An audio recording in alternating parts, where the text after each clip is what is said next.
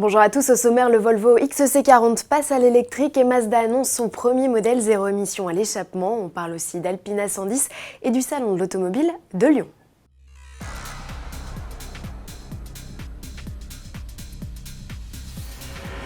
Volvo lance donc son premier modèle 100% électrique de grande série, une première en 100 ans d'histoire.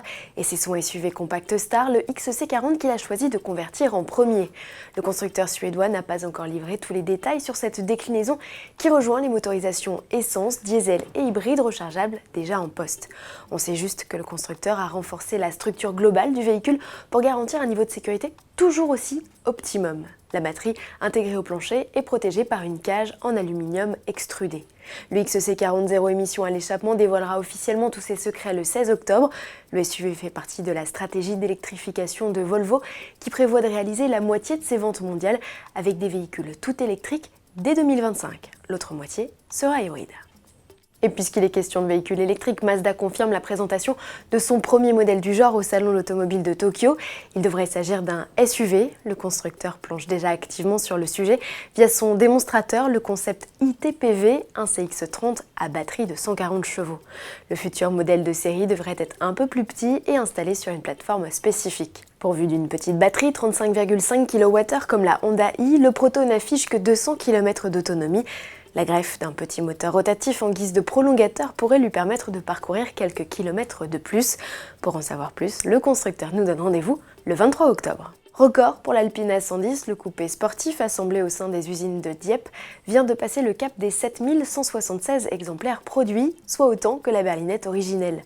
Un palier que la nouvelle venue a atteint en seulement 2 ans, là où la 110, première du nom, en avait demandé 15. C'était entre 1962 et 1977 et ça se déroulait déjà sur le site installé en Seine-Maritime. Et la success story n'est pas prête de s'arrêter, les carnets de commandes sont pleins.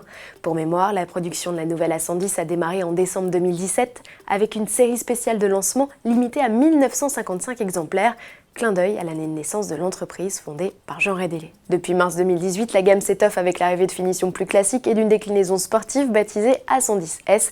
Prochaine étape pour Alpine, un SUV de l'aveu même de Thierry Bolloré, le patron de Renault. C'est parti pour le salon automobile de Lyon du 26 au 30 septembre. Les passionnés ont rendez-vous à l'Eurexpo pour découvrir toutes les nouveautés du moment.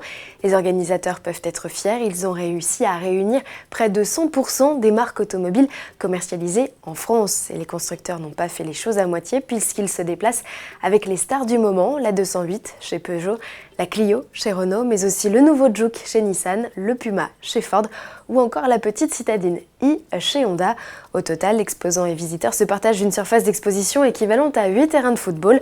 De nombreuses animations sont proposées, notamment des essais. Les 18-25 ans, titulaires du permis B, pourront eux participer aux sélections Rallye Jeunes pour intégrer la filière FFSA et rouler sur les traces d'Esseb, Sébastien Loeb ou Ogier. Entrée 6 € sur internet, 7 € sur place et gratuit pour les moins de 10 ans. À demain.